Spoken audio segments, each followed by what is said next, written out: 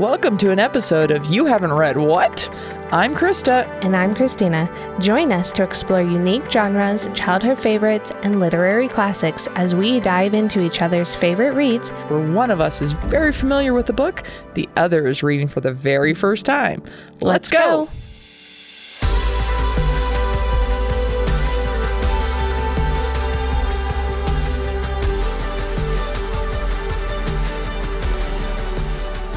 Hello.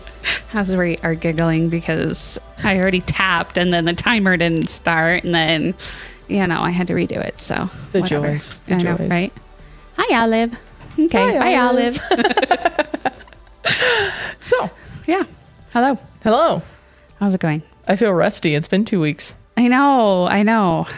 Vacation and other things. Summerness. I know, right? Summer's almost over for us. I'm not mad about it. Me neither. I'm tired of going to camp every day. It's Yeah. not like it's that far, but at the same time, it's not literally like 5 Across minutes. the street. Right. Exactly. Yeah. It's also like, I'm ready for slightly cooler. It's been hot and smoky Yeah. and like, meh. Yeah, for sure. I'm ready for slightly cooler.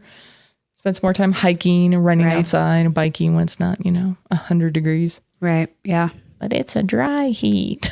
Well, I guess Phoenix right now is like 112 to like 115 or That's something like pretty that. I'm like, normal. ugh, gross. That's pretty normal for Phoenix You would in summer. think that it would like roast all of the bugs, like spiders and scorpions and snakes and everything, but it They doesn't. thrive in that shit. I know, right? Oh my gosh. Though I walked outside the other day and I messaged everybody in our group and I was like, did I Dorothy to Florida? Because it was so tropical outside. Yeah. It was weird. Yeah. Colorado never gets that way. Yeah. But we've had a lot of Sound like storms in the evening. So Yesterday was lovely. yep. And it wasn't that like colossal downpour and then nothing. Yeah. It like rained for Yep. hours. Yep. And just like a nice light. Like it was rain. It was hard for a little bit, but then like just a nice rain all night. Yep. Yeah. It was like, oh. nice. Cooled it down a little bit. We needed that so badly. For sure. Anyways, yeah. Welcome. Should we get started? We should. I should, open my book and do my little recap and be prepared, but no. Whatever. All right. So, Harry Potter and Half-Blood Prince. Yes. I don't know why I struggle with the name of this book. Harry Potter, book 6. That's what matters. Right. So last week, we covered chapters 3, 4, and 5, which were Will and Won't, Horace Slughorn, and In Excess of Phlegm. Oh boy. Tonight we're only doing 2 chapters, 6 and 7, Draco's Detour and The Slug Club. Yum. Yeah, I'm feeling we have some feelings about that. Yep. I have some feelings about that for sure. So, but to get us started, as my book is sliding on the arm of the chair, and I don't stay. Right. My little summary is Diagon Alley is depressing. Yeah. Visiting the twins is not. And then they follow my Malfoy, Yeah. Yep. which ends interestingly. Yeah. Yeah. We'll get a little insight about Hermione, but Yeah. Okay. So I started out and I was like, there's so much bad news on a daily basis. And Lupin doesn't sound healthy right now. no. Like he sounds really sickly, Yeah. like even worse than he was in book 4. I Yeah. had to think about that for a split second. I was like, wait, is that the right book? Yes. Yes, it is. It is. Yeah. I was like, the news is filled with disappearance, odd accidents, and death. And I went, oh, that's relatable. Yeah. Crap. Mm-hmm. Yeah. Depressing. Yeah. It's just super, like, I don't know, like so hard, especially with Harry's birthday, like I know. a sweet 16 birthday and everything. I wrote Molly is trying so hard to keep it She happy, is. but she's fighting a losing battle. Yep. She's also dealing with a lot with Fleur and the Bill stuff, like whatever is She going needs on to get over there. that. But Yeah. like, what's funny is Harry doesn't really care because he's had way worse birthdays. True. For sure. Forever. Yep. So he doesn't, he understands what she's trying to do. Like he Yes. catches a guy, but like He's like, whatever, this isn't that bad. Yeah. Like, this is probably like the best birthday he's ever had. Except from when he was one. You know, you're a wizard. Pretty stellar birthday. Suppose. Yeah. So they found Karkaroff. Yep. Nice. I mean, not nice, but like he's a throwback. So yeah, it's a nice callback to book 4. Yeah. We get a few good callbacks in these 2 chapters. Actually, this chapter more. Yeah. Yeah, Karkaroff is dead. No surprise. Kind of saw that coming. Ollivander is gone. Yeah. Along with the ice cream. The ice cream person. Guy. I didn't even write his name down. Fullerson or something like that. Yeah, it's kind of a throwaway. I was like, that's nice. So where the heck what's your theory on Ollivander? Was he taken or did he run? I don't think he would have run. Not with his personality, like making the wands and all that stuff. I think they took him for a specific reason, or they are like imprisoning people so that they can't fight back, kind of a thing. Kind of like, Azkaban, but if you take the wand maker, then fewer people will have the wands to fight with, kind of deal. Right. But on the same time, like, he has a store full of wands. Right. So why can't they still go get wands? Like I don't understand. Right. Yeah. So like that made no sense to me because they make it sound like, oh my God, nobody can buy wands again. Like, there's other places. Him. Yeah. Well, why not? Why can't they just, be good people and put money on the counter or whatever and go figure out what wand is theirs? They're supposed to try them anyways to like see if they fit and stuff. So why can't they still do that? Muggle-born, you don't know that. No, but there's other people to help. Or why isn't somebody stepping up to help in the shop, So there are other places that we've learned. Yes. And I think maybe this is also a little bit of like, it feels jinxed. Like it feels like bad juju to go in there of like maybe when he was kidnapped, like, did they lay any booby traps? Are they going to come back for whoever tries to take it over? Are you putting yourself at risk? Like, I guess, but I mean, there's people in the ministry that are supposed to be able to detect hexes and jinxes and all of those things. So they can go in there just like a bomb specialist can go in somewhere and be like, oh, okay, we're free. Cool. Whatever. Like there's nothing here. So I don't understand, I guess, why. Yes, there's other shops. Okay. But like he has a shop full of wands and yet they're all like, we can't go get wands. Like, well, they can. They just have to go somewhere else. They can't go to the quote unquote best wand maker in the area. But they still could. They can still buy wands there. Like, it could be like when you go to Germany and they have those cool walking path. Like, it's kind of like a little library, but instead of a library, they have like snacks and beer and wine and stuff. And you literally are supposed to be a good person and put your coin in, and then you take the thing that you paid for. I mean, same as the airport now. So many airports are going to that. Oh, really? That's cool. I didn't know that. There's one in, I can't remember. We were just in both. I think it was in Seattle that there's one that, it's like the turnstile coming out and you scan your stuff and you scan your card as you leave. But in theory, it's like the Apple one. Like if you have, it just automatically pays or whatever. Scans, whatever. I mean, you could. And we're just overthinking it. Yeah. I just am like, come on, you can still go there. Like, he has a bajillion ones already made. So, that's true. That's true. Whatever. Poor Molly. Yeah. Is so high strung. Oh, I mean, in the reality of what's going on, like, I think she's not that bad. She's properly high strung. Right? Like, I don't know, like, it would be one of those things where it's like, why get so anxious? Like, the clock is helping or not helping. No, it's not. It's quite the opposite. But at the same time, like, it's like, I think it could be way worse for her. Mm-hmm. So, well, and Ron really downplaying the need for security, like, is triggering to her. And I'm like, Ron, shut up. Like, I totally understand that. But again, he was trying to make a joke, like just to kind of lighten the mood a little bit. And I get that it fell flat. But the fact that he's like, well, you can't make a joke around here anymore. Yeah. Like, not like that. Yeah. So I listened to a podcast Amy Poehler hosts called Good Hang. And she's in one of her most recent episodes, she did an interview with Will Ferrell. Oh. And it's just really fun. If you haven't listened to it, if you like both of them, one or both of them, phenomenal interview. But one of the things she talks about is she started on SNL in 2001. Mm-hmm. And she's like, what a terrible time for comedy. Right. Because after 9/11, she's like, couldn't make fun of the president. No. Couldn't make fun of politicians. Couldn't obviously make fun of, soldiers and people deployed. Right. And she was like, really, the only thing we had was like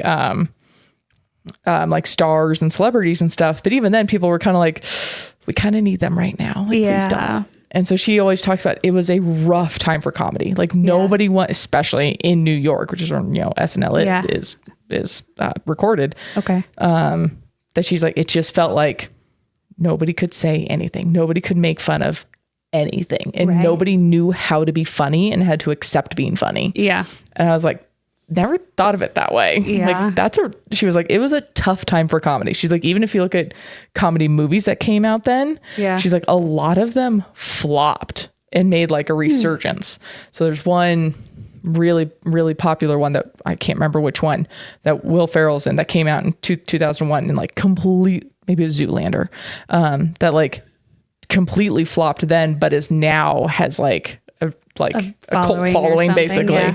And he's like, it's because comedies that came out in 2001 and like early 2002 just totally failed. Wow. Nobody was ready to be funny. And I was like, that's fascinating. And that's kind of exactly what's happening here. Right. Of like, nobody's ready to be funny. You just can't. Yeah.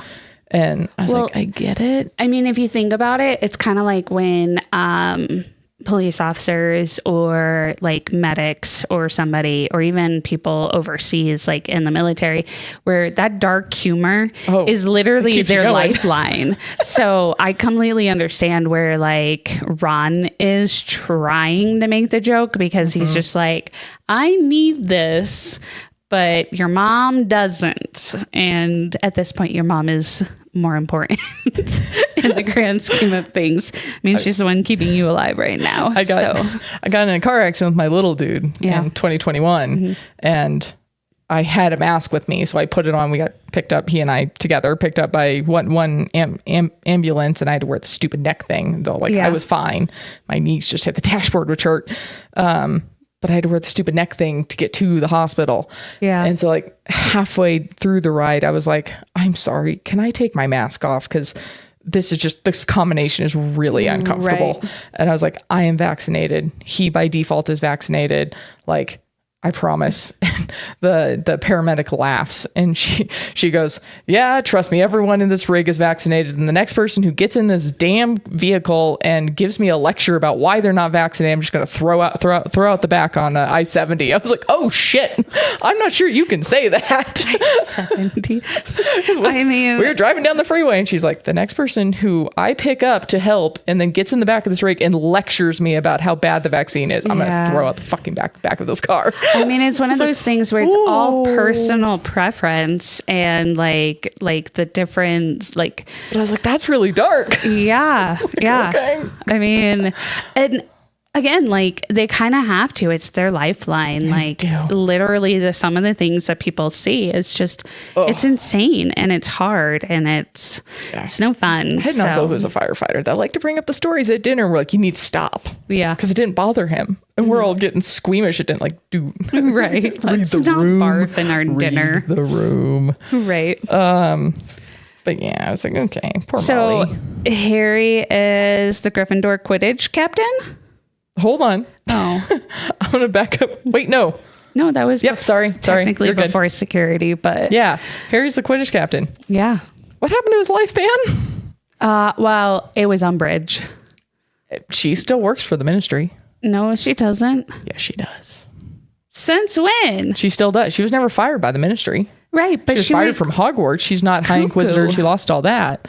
She's still employed by the ministry. Wow. She gave him a lifelong ban. What's his Sternhorn or whatever his name is. Yeah, Scrudgemore needs to fire that cuckoo. Yeah, it's going to come up later. Sorry, but like she was ridiculously stupid. And I mean, I don't say stupid lightly when it comes to, teachers or whatever, but like, come on, she went way too far and everybody knows it. Of course. And so therefore the live ban does not exist. And I wonder, especially with Ron. Chose Quidditch captain. Well, the ban didn't affect Ron. It was just Harry and the twins were the only 3 that got banned. Ron said something about if you let me back on the team. Because he needs to try out. No, he was kicked off. No, he wasn't. No. He was mad at himself because he went to the locker room before the scrimmage on the field happened. Okay. And so it was only Harry and the twins that got kicked. Oh. And so Ron is like, if you let me back on, because captain controls who's on the team. Oh, okay. So they all have to in theory, all have to try out. Oh, see, I thought it was just like if you had an empty spot, then you got a new one. Oh, okay. Nope. They all have to retry out. Who picks?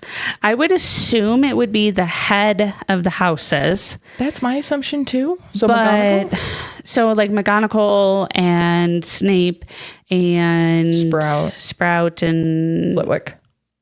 Okay. I would assume that they would all talk. Maybe. And decide, and then Dumbledore's the final sayer? Maybe Dumbledore. Or maybe they put it in a hat and they go like this. The Sorting Hat picks a name. I know, right? So maybe it is McGonagall, because he would be only the captain for Gryffindor. Yes. So, so maybe it is McGonagall. I don't think we ever actually find out. I was just like, who actually picks this? I wonder if it is. Or what if the previous captain gets a say? Like, did Alicia get a... I don't know. Did she already graduate? I thought she had one more year. No, that's why he's captain. Okay. Cool. But yeah, I was like, okay, so much for our lifelong ban. Yeah. Then itchy. Then Bill hands Harry gold from Gringotts. Yeah. This is some adult humor here. I mean, yeah. So Bill gets the gold from Gringotts because he works there, and it's easy for him to just, hey, I'm going to take this and give it to him. Which is also a little bit questionable, just to say. Just because you work in a bank doesn't mean you could just go into anybody's account. I mean, it's Harry and Bill. Like, I completely understand why. Still a little bit sketchy. allowed, but yeah, it is a little bit. But then he's like, yeah, it takes like 5 hours to get your money now. And then somebody was going to have like a wand stuck up there. Derriere. It just but it cuts out. And I was like, that was definitely going to be somebody's ass. Yep. So between this and Ron's quote, rude gestures, we get some good hints at like adult humor in here. That was like, nice. Yeah. Well done. I mean, they're 16 now, so I suppose we can get some of that in there. The book has matured a little bit too. Right. But it's still subtle. Right. Yeah. That's why I'm like, oh, clever. Well written. Right. They get all their security again, thanks to Harry. Yeah. So, like, I get why. I get it. But at the same time, Harry has proven himself. Again and again. What is the guy's in the minister's name again? Something Horn. Rufus Scrudgemere. Why do I keep saying Horn? It's Slughorn and Scrudgemere. Okay. Anyways, Scrudgemere doesn't whatever. I can't put you there. Whatever. Okay. The head of the ministry. There you go. Yeah, what I was going to say. He is only doing this because I think Dumbledore, and I think the other part is that everybody thinks he's the chosen one, which I don't think he even cares. What does that mean? Yeah. But I don't think he would be giving extra security unless Dumbledore wasn't pushing for it. Yeah, fair. I mean, also if the minister thinks that there is a chance that this fictional or this not even fictional because we know it's true, but he doesn't know this potential prophecy exists. Right. He has no clue. He has no clue. There's rumors of it. Yep. But he doesn't know. Like, if there is a chance this kid is the only way to take out Voldemort, like, if there's any truth behind that, maybe worth it. Maybe worth a little extra. But like, I think, in all honesty, like, he doesn't really totally know the whole situation. No. And so, to me, it's weird that he'd have extra security put on Harry unless it was Dumbledore saying, hey, that's fair. This needs to happen. Well, we know it was Dumbledore that sent Hagrid. Right. That's it. He's good enough. Yep. Which is smart. Which is why I'm saying I think it would be Dumbledore that's kind of pushing for the extra security. That's fair. Whereas the predecessor of Fudge, the head of ministry, is kind of like just kind of going along with. He gave Harry the extra protection. He being Fudge gave Harry the extra protection in book 3 because of Black. Right. But otherwise, besides that, he really hasn't given two shits about Harry. No. So. And that's why I'm saying I think it's Dumbledore that's pushing for it. That's fair. Because the ministry's not going to give a shit about some 16-year-old kid, you know? Diagon Alley's depressing. Yeah, it is. It is. I was like, the leaky cauldron is completely empty, and Diagon Alley is dreary and hurried. Yes. I was like, everyone is quiet, hurried, anxious, and quick. Yeah. Were the words I highlighted. And also the guy on the street, protect her pretty little neck to Ginny with the... Oh my goodness. Like, and then Weasley, Mr. Weasley going, if only I was working right now. And Molly's like... Simmer down. Don't even think about it. Simmer down. We need you. You're not working right now. I was like, this is a big change from like... It's easier to picture in like movie 1 when you go in and it's all bright and bustly and the upbeat Everybody's music. And now it's... Yeah. Like deserted alley and sad. And I was like, oh, that sucks. Yeah. So we split up and we find Malfoy's. Yeah. So Draco, I was like, wow, that was intense in the robe shop. Like, I thought they were going to literally go at it for sure. Yep. A little bit afraid. And clearly Draco is not afraid to speak his mind. Nope. And let his prejudice show. Nope. And Narcissa is not afraid to make death threats. No. It's just in the open. Yep. Because Voldemort's back. Yep. And again, this is like, God damn it, this is too true. Yeah. That because of our current administration allowing what they are, all of the racists and everyone have come out of the woodwork. Yeah. And it's like, this isn't acceptable, but now they feel empowered to speak their validating true minds. That's not okay. Right. I think too, it's really about like at this point, who's picking sides.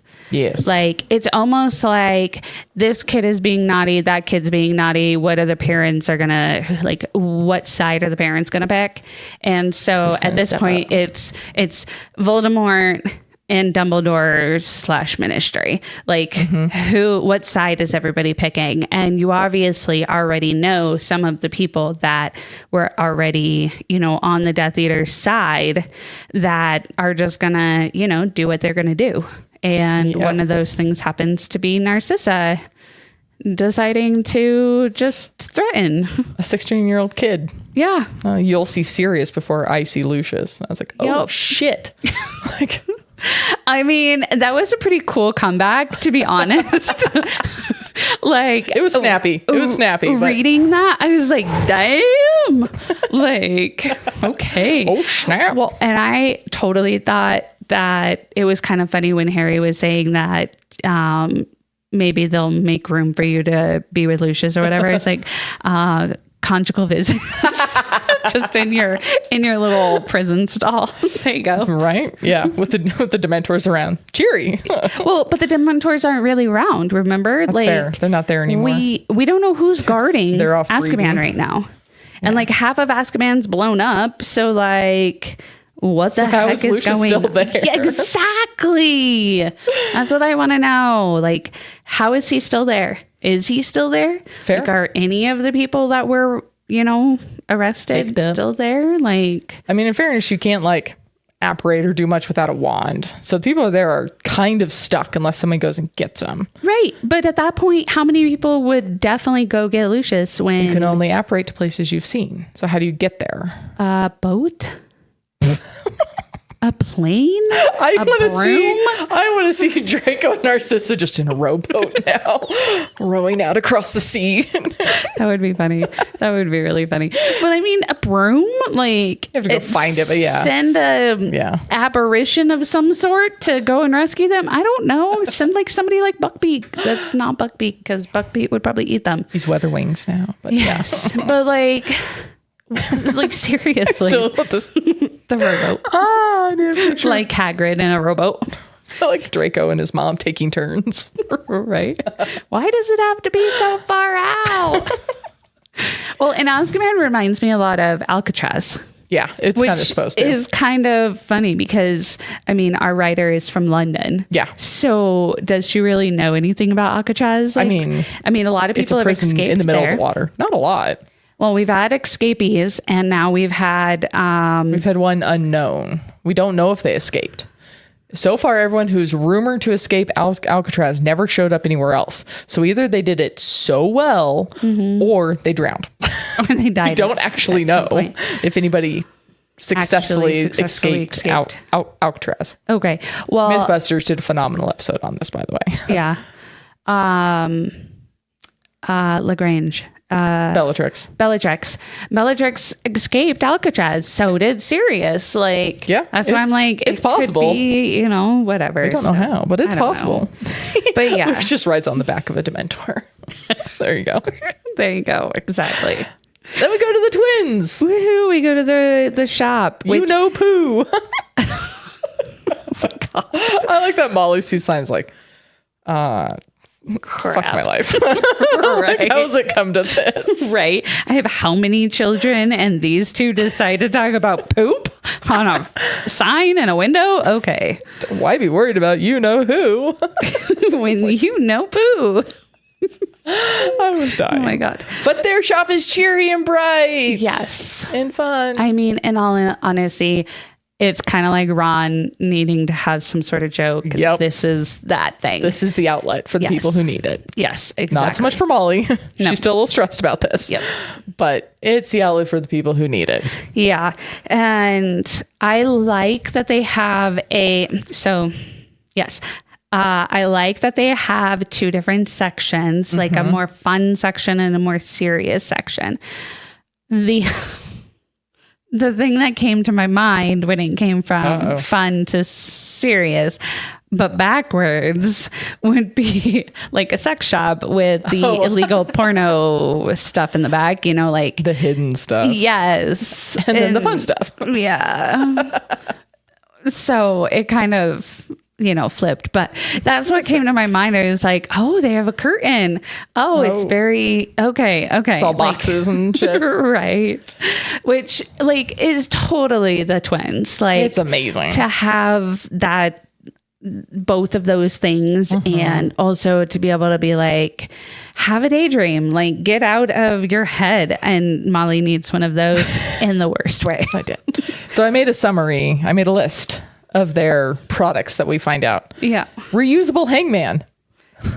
You win or he swings. So I was like, oh God. But that's really fun. Like, that's clever. Yeah. The daydream charms. I was like, is this a drug? Like, it's a hallucinogen. Yeah. I was like, this is the escape people get with drugs. Cool. Edible dark marks that make people sick. Nice. Clever. That's funny. Instant darkness powder. That seems useful. Yeah, it does. Doesn't seem super pranky. No. That seems useful. Yep. Same with the decoy detonators. Yep. And also seem kind of useful, but also could be kind of fun to set off in a classroom just because. Little bit more pranky. I'm going to come back to the next one. Then the last one is the pygmy puffs, which we learned Ginny does get one of and names it. What exactly do the pygmy puffs do? They're just cute little puff balls. See, to me, they sounded like like contour, puffs, like the contour sponges, or like the ones where like old school where you used them to like put your foundation or your blush and stuff on. That's what it reminded me of. Just like, alive. They're kind of like, to me, I picture like a fuzzy koosh ball. Okay. Yeah. Like, yeah, they're just kind of cute. Yeah. I was like, okay, fun. And then they have an assortment of love potions. Oh, yeah. This is problematic. Yeah. Yep. That's going to be a problem. We'll talk about these a lot more later. Oh. But a little bit of a trigger warning here. Let's be real. This is kind of a date rape drug. Yeah. It's force somebody to have feelings for you, to like for 24 hours. Force consent almost. Like I was like, well, yeah. I mean, you got to think in the history of witches and wizards and all of that kind of stuff. And even like, well, you go to mermaids and sirens of the sea. Right. It's throughout history. So I can understand why she would write something like it, like as a love potion, things like that. Because if you really think about a lot of just the history of witches, you know, there's a lot of, people that made love potions or this and that. So yes, where I get where you're coming from, definitely. But I also think that the reason she wrote it is just because it's very similar to other witches and wardrobes. That's a different book series. Right. But yeah, so I think it's just like, it's very in this context, very specifically this page, it is a quote unquote fun way to turn that history of like witches put a spell on you and it forced people to fall in love. And like I said, the mermaids, if you go back to Little Mermaid, the voice makes you fall in love and have these feelings. Like it's a fun twist to it. Yes. But it is problematic. Kind of problem. Yeah. It's problematic. I wrote yikes. And again. I think it's we're gonna come back to funny that like they're like interrogating Jenny because of all of her boyfriends. Are you not currently dating Dean Thomas? Like, leave her alone, dude. That's but what big brothers do. It's a big brother thing. It's even a little brother thing. But That's fair. It's still one of those things where I'm like, go away. Leave her alone. Yep. But the ministry is ordering big. Woohoo! Like, this is cool. Yeah. They can double dip in the comedy and in the practicality and helping people. Yep. Like, for sure. way to turn something. Like, right. Well done. Yeah. I think even Molly's proud of this one. Yeah. Like, she's okay. Well, I mean, did she go back there? I mean, she went back there looking for. She talks about it at the house in I think the previous chapter.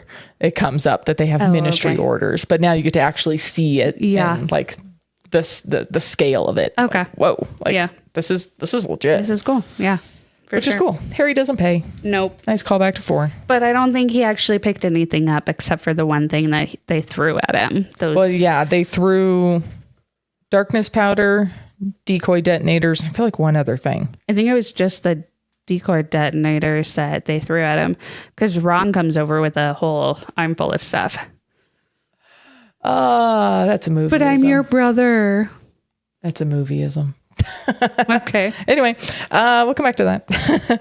And then they follow Malfoy. Yep. To Borgin and Burke's. Yep. I was like, out comes the invisibility cloak. And then I was like, does it grow with them? Nope. Which really sucks. It does. The kids are like really tall now. Is it in this chapter they talk about how Ron has to bend over? No, that was in a different book when they talk about that. So it's even worse now. Harry now is also just as tall as Molly is because that is mentioned. Okay, yeah. And so it's one of those things where it's like they've all gotten taller. Like, what the heck is going on? It's true. Yeah. Yeah. We get a nice callback to the cabinet from book 2. Where he climbs in that cabinet. Yep. Malfoy is brazen enough to threaten Borgin with Greyback. Fenrir Greyback to come and turn him into a werewolf and eat him, basically. Yeah. If he doesn't fix something. Yeah. I was like, that's brazen. Yeah. I should have wrote ballsy, but yeah, I mean, I'm now sitting here coming up with a better word than when I was like, he's definitely threatening, and he's he's definitely intimidating, like people, which now that his dad has been arrested, you would think that he would kind of, scurry away from the light a little bit, just because like a lot of people are angry with Lucius for even getting caught and all of that stuff. So like, to me, it's one of those things where you would think that he would kind of step backwards a little bit. But I think he's also trying to I think he's trying to be the man of the household. Yeah, and that's what I was going to say. I think that he's trying to prove to people that he is a man and that he can be just as badass as everyone else. He's kind of not in his dad's shadow anymore. Yeah, and at the same time, it's like, you're a little boy, like, grow up. But he thinks he's all grown up now, so. He thinks he is. Yeah, I don't know. He thinks he is. Yeah. And then Hermione goes in, tries to find out what's going on. Right. She's terrible. She's awful. She should just have not even tried. No. I mean, maybe there was a better way for doing it.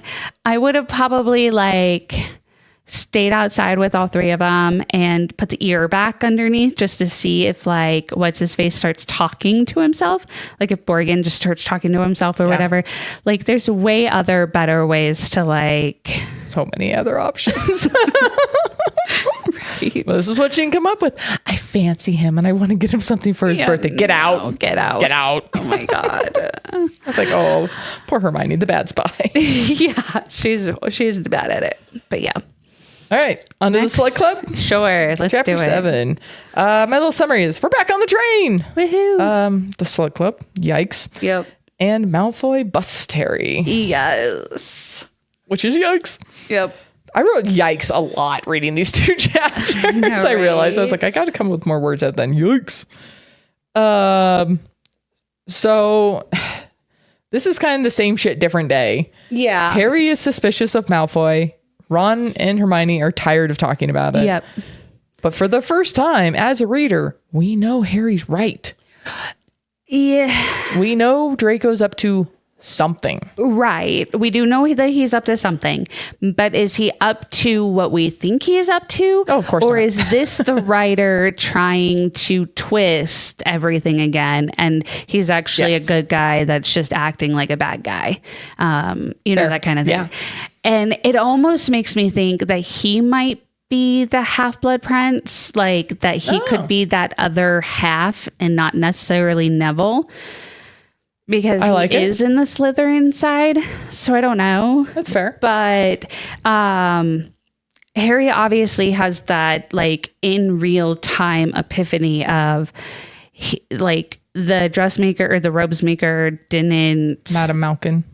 touch him. Oh, he jumped away when she grabbed his left arm. Right, but he goes, watch where you're putting those sticking those pins, and she never really touched him as far as Harry said.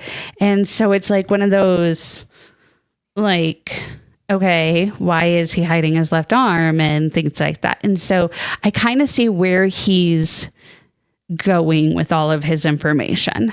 I think it's a little bit odd that, so one, I think the author let us in at the beginning of the book that Draco's up to something. Yep. So that for once, you're not reading this of same shit, different day and totally just disregarding Harry. Right. Because that would get a little repetitive. Because even by the last book, when Harry's trying to follow him around, it's stop. Right. Just stop.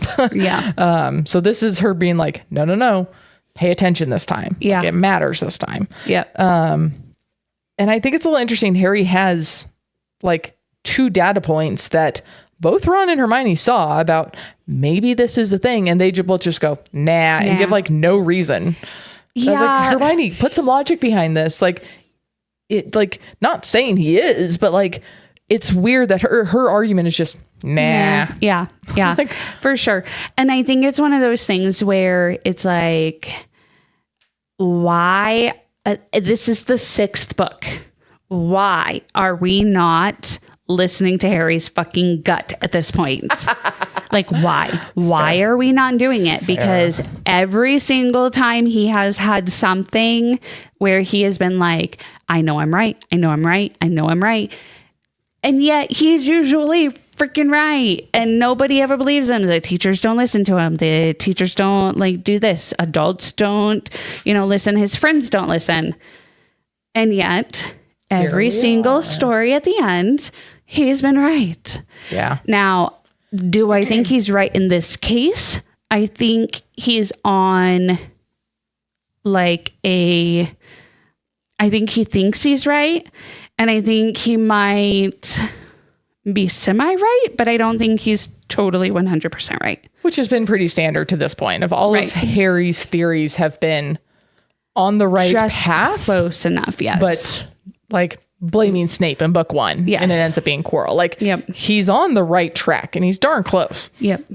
But just not quite there. Yeah. And so that's how it feels every step along this way. Is again, Harry's on the right track because we know Draco's up to something. Right. But like, we also know that Draco's a jerk. Trust the details. Right. So yeah. So they have to go to the train station with oars this time. Yes. But real quick, why are we so angry about the wedding stuff? I don't know. I just don't understand. I mean, you do have Fleur sitting there looking in a spoon, taking in her appearance, saying that Tonks has let herself go, but also... I get that. But at the same time, that is her A, personality, B, that is her breeding. Yep. I would assume. Yep. So okay, cool. But Bill could be genuinely in love with her, not because of her aura. Yeah. And so it's if he really is, just let them have a little happy. Yeah. We have too much sad and other crap going on. Let them be happy. So Mrs. Weasley and Ginny's treatment of Fleur drives me bonkers. It does. Yep. I'm glad we're kind of past it. Yep. It drives me absolutely bonkers. And they are setting something up, but I don't like it. Yeah. It's too harsh. Yes, I know I know the long game. I know what's being set up, but even knowing that, I don't like it. Yeah. I don't think it's in character for either one of them. It just makes them both jerks. Yep. It makes the characters regress, in my opinion. Yeah, agreed. And especially I feel Molly. like Molly has always been so open and so kind-hearted and so just gushing of love and motherly everything. And I have these 7 kids I can barely afford. Oh, here's an orphan who needs me. Who gives a shit? Let's go. Right. And so I don't like for it. her to be so standoffish with this, it makes no sense. And then for Ginny to be like that too is she's a teenager. She's a jackass teenager. Yeah. But at the same time, she's always been sweet. She's always been this. However, I think her character arc is definitely going because she's opened up, she's blossomed, she's got boyfriend, she's doing the thing. She's, a 4th year now. Or is she one behind them? She's one behind them. 5th year. But I feel like she's old enough to not be so petty. Yeah, I agree. So I agree. But okay. I don't like it. As long as we are about to be done with all of that bullshit, now that we're going to Hogwarts. We're done with that bullshit going to Hogwarts. Off to Hogwarts.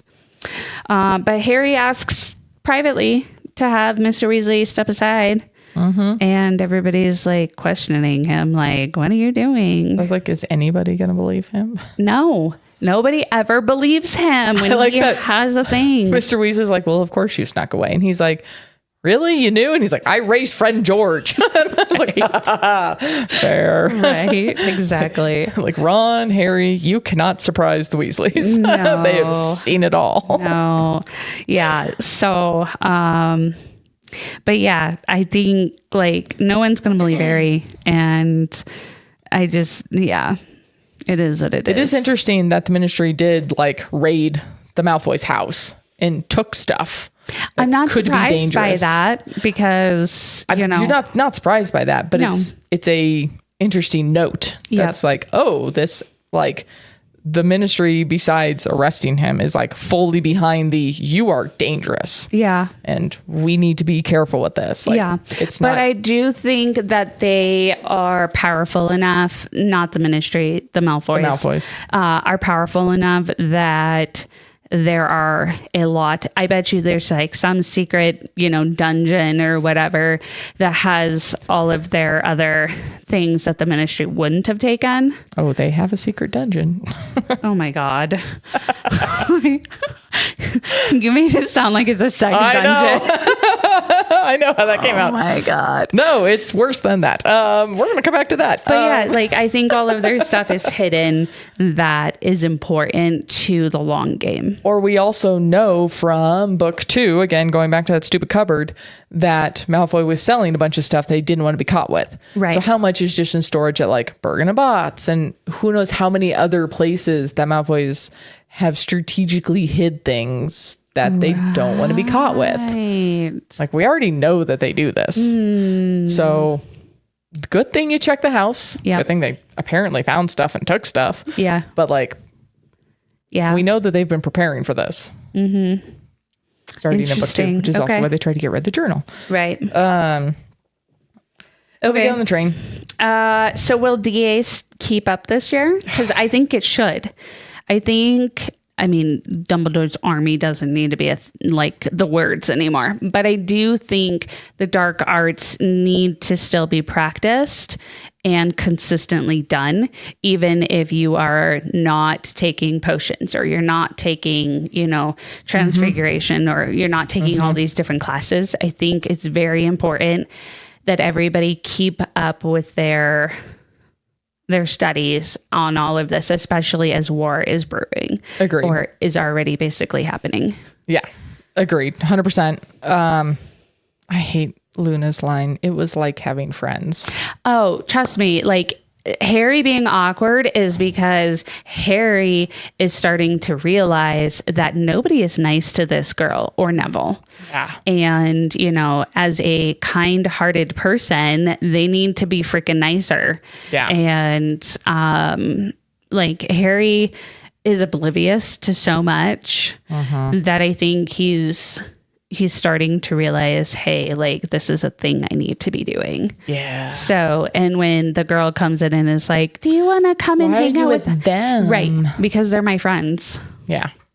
Like, and then but you get the dual, like, crappiness of this between Luna, but like the DA was like having friends. It's like, no, you do have friends, Luna. Right. First of all, right. You do have friends.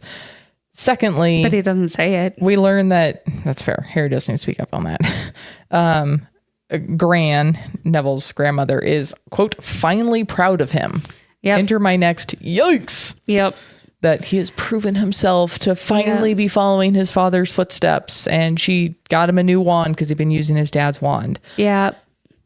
But I bet you she would rather have you as a grandson.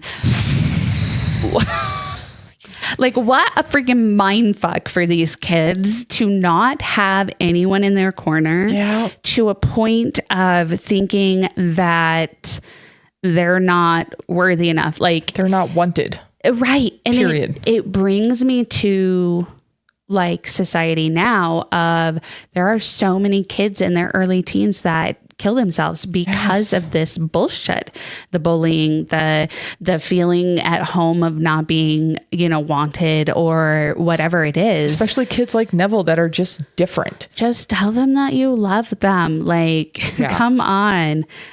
Be proud of who they are, not who you want them to be. Right. Which is hard as a parent sometimes. Oh, for sure. Like, absolutely. Yeah. But I mean, you were telling me the other day that your oldest, same grade as Water and everything and whatnot, but that she is kind of nervous about this coming grade. Yeah. And it's because they get laptops and they have to have real grades and stuff like that. My child is so oblivious to all that. Like, if she just passes, we're happy because that means that she tried. Because like when she doesn't want to try, it's a battle. She's not going to. She's not Yeah. going to. And so it's one of those things where it's like, your child excels at so much, like school wise and other things. And like, she's just like, it makes her nervous. It adds to her anxiety. Right. Whereas on the flip side, my you child's have just like, whatever. no anxiety to deal with, but then have the battle of maybe you should have put some thought into this. Yes, exactly. Like, it's one of those things where it's like, okay, like it's so different for every kid. Love our kids for who they are. Like, do I wish she had less anxiety? We just chill out a little bit. Right. Yes. Right. But do I give her the space to process and talk about it and like have the nerves? Right. Also, yes. Yes. And do I wish that my child would actually, study for her spelling test instead of the morning of the spelling test? Yep, totally. But are you tying her to the table and forcing her to? No. Because at this point, it's just like, it's... They got to learn it on They their do. own They have time. to learn. Well, and not only that, but they have to learn their way. Yes. And I think that's the most important thing, in my opinion, as far as my schooling went, is that like they have to learn things in their own way, especially how to treat other people. And would I love my child to be respectful and think about me and ask if I need help or like actually get dressed in the morning when she's supposed to? Definitely. But then I go like driving around a corner and my daughter sees this girl stuck in the middle of a busy street with a table that's falling out of a wagon, and because they had just closed their lemonade stand. She wants to stop and she help. stopped and got out and helped this little girl go to her house with this big old table and a wagon. You're like, oh, doing something right. Like, you get those moments. It's like, but cool. literally we just I had haven't it. completely screwed up. Right? And like not even 5 minutes earlier, I was talking to her about how like I wish that she would have, done X, Y, and Z because like I needed the help or whatever.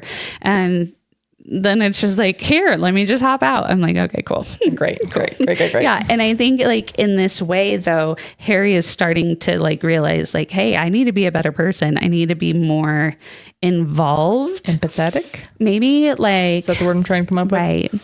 Yeah. But yeah, so I think in all reality, like he's starting to realize this stuff. So Yeah. Because we've talked about all the wands as characters get wands. Neville's wand is cherry, which is very rare, fitting for Neville. He's a rare being. He I is. like that. It says it has a strange lethal power, and I was like, that is not Neville. And a little bit interesting. Yeah. But I was like, okay, that's kind of fun. And it is prized and cherished between Japanese witches and wizards because it's from the cherry blossom tree, which is a Japanese tree. And I was like, oh, that's kind of fun. That is cool. So it's super rare and like very prized in Japanese witch and wizard culture. I was like, that's a cool note. That is cool. It also said the name of the school in Japan. I didn't write it down. So there you go. That's neat. And then Harry starts daydreaming. When Neville does this, Gran would give anything to have Harry as a grandson. I was like, sad. There, I got away from yikes. I said sad instead.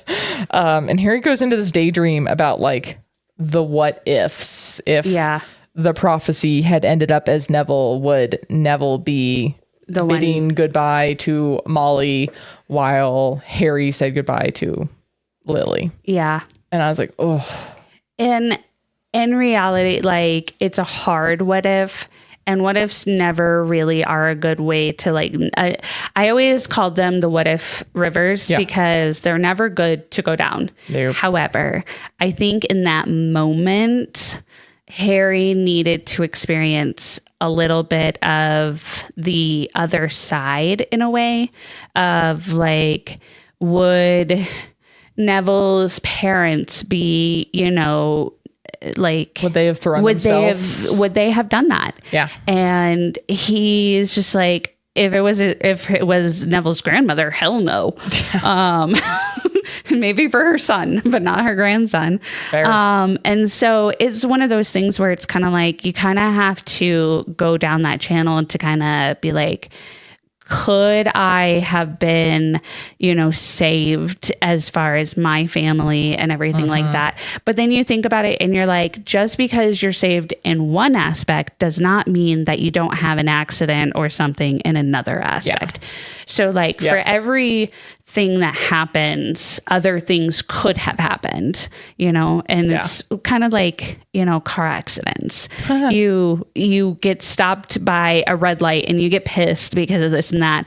But if you had, gone through the red light or the yellow light or whatever, you could have been in that car accident that had happened. What would have been waiting for you. Right. Yeah. And that kind of stuff. So it's kind of like all of that stuff. But so then they get invited to lunch by Slughorn. Yeah. So Harry and Neville get an invite, which is kind of an odd duo. Yep. I mean, okay. Yep. I thought it was just going to be the two of them with Slughorn, but that's not the case. No. We have other kids. So we get to the carriage. Yes. And we kind of get a whole summary of who everyone is, but honestly, you get Blaze, who's a Slytherin. Yep. Zabini. So we don't really like Cormac McLagan, pretty sure it's Gryffindor, Marcus Bibley. And really all it comes down to is they all have famous uncles or dads. Or the mom. Or sorry, it's the mom. Yep. It's the uncles and mom. But we do learn that it was Marcus whose uncle earned the Order of Merlin for inventing the Wolfsbane potion. Okay. Which is pretty cool. That's a callback to Lupin. Yep. But they don't really get along, which is weird. The dad, the uncle and the dad and the uncle kids, don't get along. Yeah, don't get along. So then Slughorn's like, oh, and then like literally like is like, and I don't like you anymore, so you can't be in my club. But Ginny's also there. Because she performed a hex. He saw her perform an amazing hex on Zachariah Smith. Yes. Which you don't like from the previous book. We didn't like him, no. It's like, okay.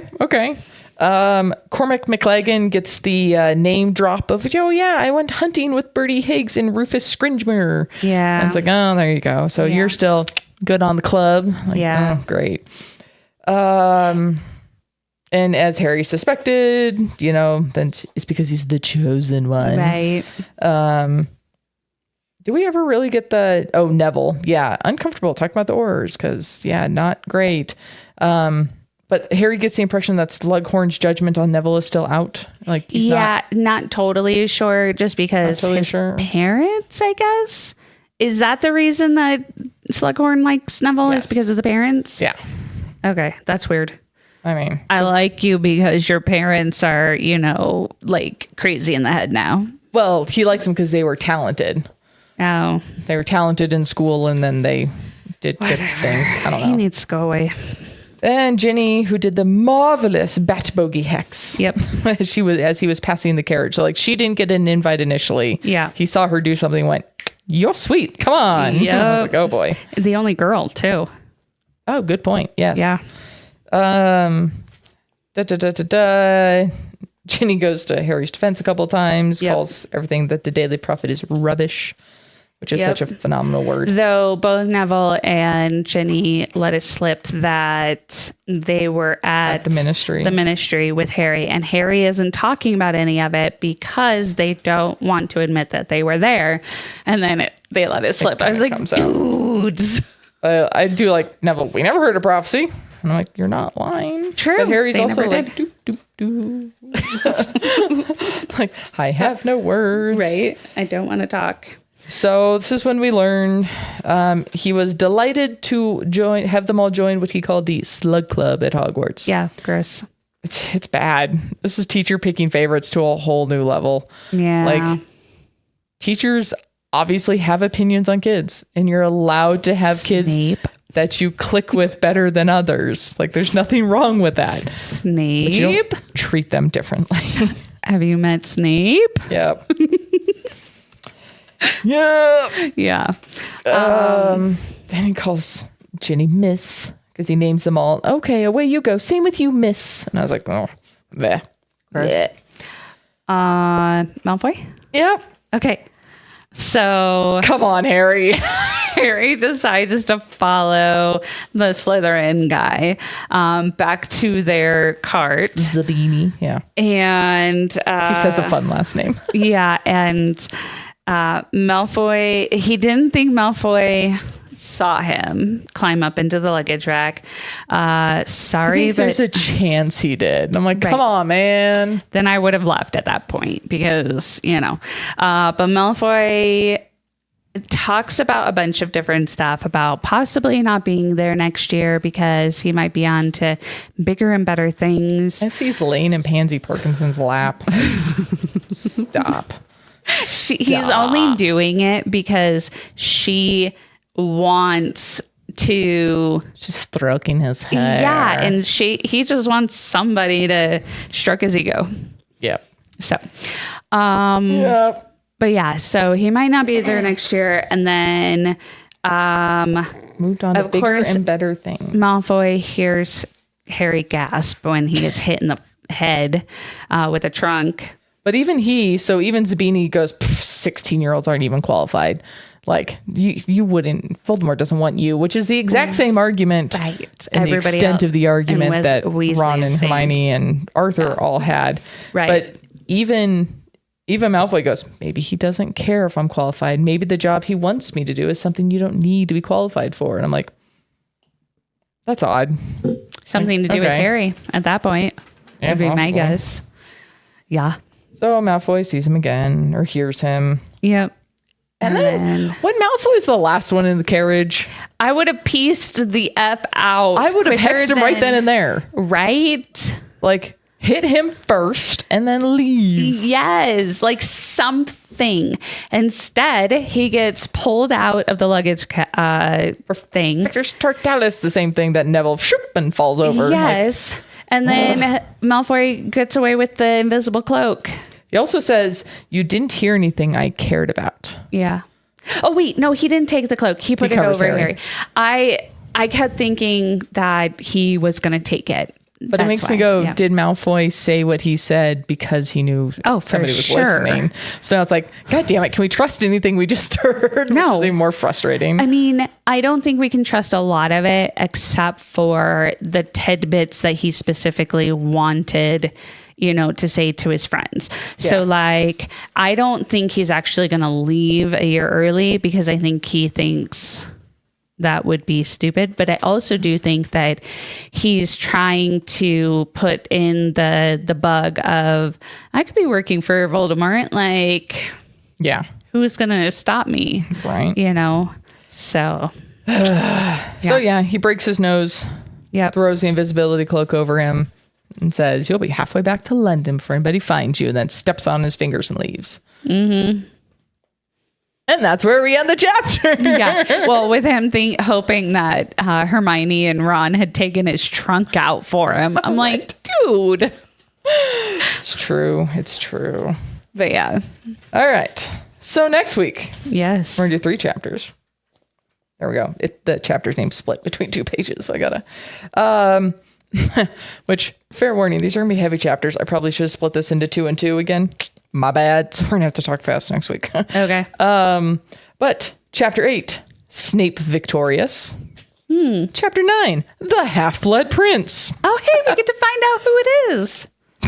And chapter 10, So no. Okay. the House of Gaunt. Huh. Okay. So what is Snape's victory? I don't know that Harry's not in potions anymore and he doesn't get to be a butthead to him. He would be victorious about that. Yeah.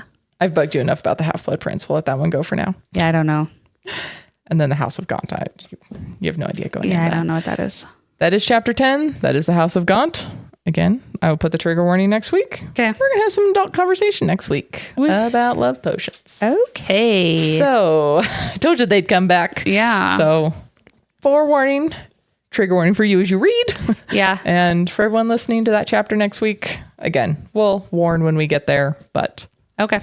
that is if that is triggering to you, skip the end of next week's episode. Yeah. This is the first 2 chapters. They're fun. Okay. We'll just make sure that there's like a little thing in between 9 and 10. We'll put a little warning in there. Yeah. But Okay. Stop now. Proceed at your own risk. Right. We were talking about ahead. We were talking about trailers before this, about like the dong. Yeah. Like, in a world where. That's the type of creepy voice we're going to do. In the world of trigger warnings, stop now. In a world where no topic is safe. Yeah, exactly. Anyways, we will see you guys next week. Bye. Bye. Thanks for joining us for this episode. If you had fun, please follow, download, and review this podcast on your preferred listening platform. If you're ready for the next chapter, join the spoiler-free conversation on our Facebook group. Search You Haven't Read What? The podcast. Or on Instagram and YouTube for exclusive videos and behind-the-scenes content. Have a great week. And we'll catch you on the next page.